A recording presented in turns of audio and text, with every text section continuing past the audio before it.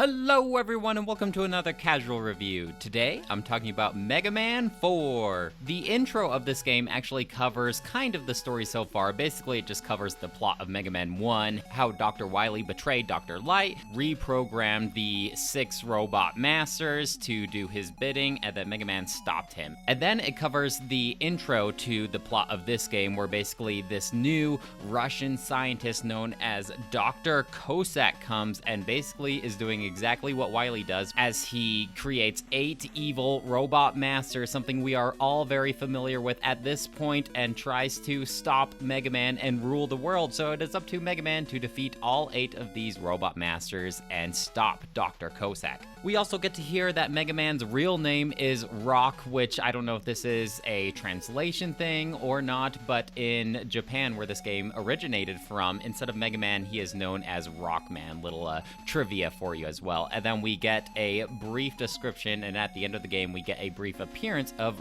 Roll, which is like Mega Man's female counterpart. We don't get to see much of Proto Man either in this game. He played a much bigger role in Mega Man 3. It is nice not having an antagonist that is Dr. Wily, because we have fought him in the last 3 games. Just a little spoiler alert for Mega Man 4, however, after you defeat Dr. Cossack, you find out that Dr. Wily was behind it all along, and he was not smashed by a giant boulder at the end of Mega Man 3. Just in case you want to see more of this villain, you will not be disappointed. So it does that double fake out where instead of fighting through all of Dr. Wily's fortress and then you fight him, you have to fight through all of Dr. Cossack's fortress, fight him, and then you get to fight through all of Dr. Wily's fortress. The new mechanic in this game is that Mega Man can charge up his shot like Metroid style. At first I'm really excited about it, but then I realized I'd much rather use the rapid shot anyway. There are a few cases like during bosses that the charge up shot is more effective, but when I'm just playing through the levels, I found that the rapid shot was more convenient. Whenever you are introduced to a new boss, I felt like it took forever to refill up their life. Whenever a boss is introduced, it'll show like their life filling up. This is nothing new to a Mega Man game, but in this one,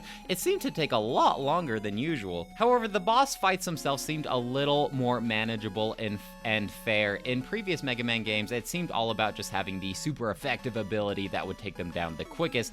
In this game, it seems like you can actually dodge some of their attacks if you are skillful enough. In the previous Mega Man games, it just seemed like they wanted to run up and touch you as many times as possible, and you were just trying to avoid them, like a game of tag or something like that. In this game, the bosses end up having shots that you can actually dodge if you are skilled enough. Their lives don't deplete nearly as fast, even if you do have the super effective ability, so there is a little more skill involved here as well, rather than just having the corresponding thing. My favorite level is probably Brightman's. I really like the colorful platforms of like the rainbows that move as you touch them. And visually, I just think it's a pretty cool level. My favorite track, however, I guess would probably be Dive Man's level. In terms of power-ups, we see a lot of repeats similar to other abilities that we've had in previous Mega Man games. For instance, Ring Man's power-up is basically Metal Man's, only it's slightly worse because you can't aim it in all different 8 directions. It only shoots it ahead of you.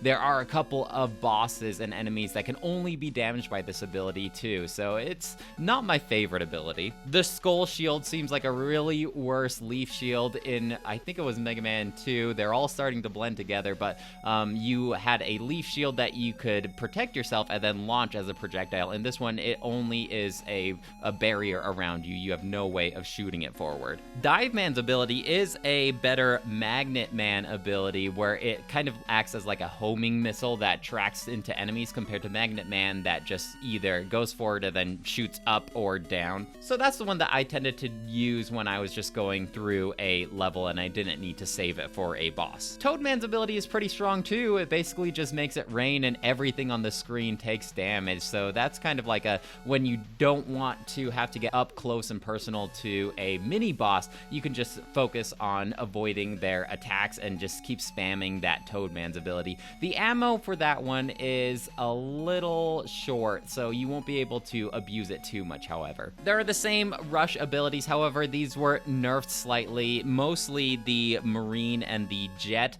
In the Mega Man 3, you were able to hop on Rush Jet and move in any direction that you want, and it's basically like you can fly all over the screen, which is very strong, and basically negated a lot of the more difficult platforming. In this game, Rush Jet is still there, however, he will constantly be accelerating forward, so you can only sway up and down while you are moving. Rather than the appearances of Proto Man that you have to battle, there is a little helpful robot that will give you items. I can only assume this was created by Dr. Light to help out Mega Man, but it's always a nice little surprise seeing him, and he'll pop out a little health item or some more ammo for your abilities. Overall, I think that the soundtrack isn't quite as good as Mega Man 2 and 3, however, I still think that the music in this game is pretty great in terms of chiptunes. They did away with repeating the remix levels of Mega Man 3, which I appreciated. I would much rather play through Dr. Cossack's Fortress and then Dr. Wily's Fortress. This game also implemented the first auto-scrolling segment, and I can't remember if any of the future Mega Man games used these, but it was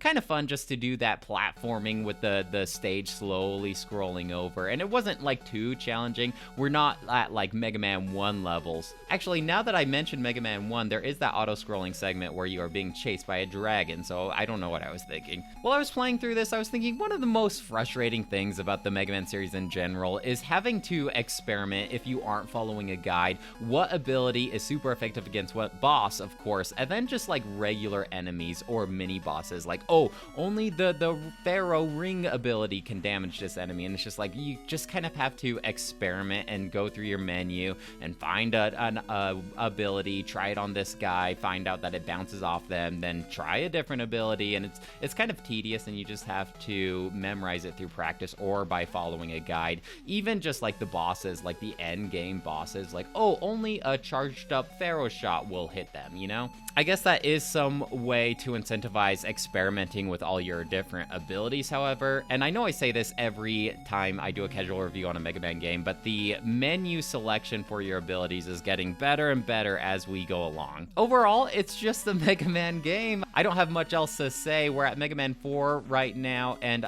as I am playing through all of these games, they are all starting to blend together because, let's face it, they are all pretty similar in terms of gameplay, and the visuals are getting nicer, but it's still like they are using like the same sprite for Mega Man and everything like that. So at this point, I'm hoping that Mega Man 5 starts to mix things up, but I don't think they start really changing the look of Mega Man until around 6 or 7 or 8. I can't really remember, but I know these games aren't meant to be played one after another, and that's why they're all blending together, but I'm starting to get a little bit of Mega Man fatigue. Let's hope that Mega Man 5 really reinvigorates my love for the series. We shall have to see. I will give this game the same score as Mega Man 2 and 3, however, a 3 out of 5. I still think that 2 is the best one. I'm going to have to agree with the community in that aspect so far. So if I was to order these in terms of my favorite, 2 would be the best.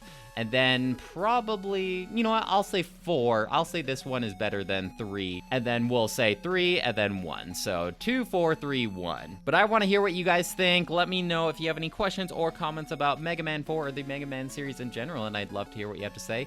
Otherwise, I'll talk to you later. Bye!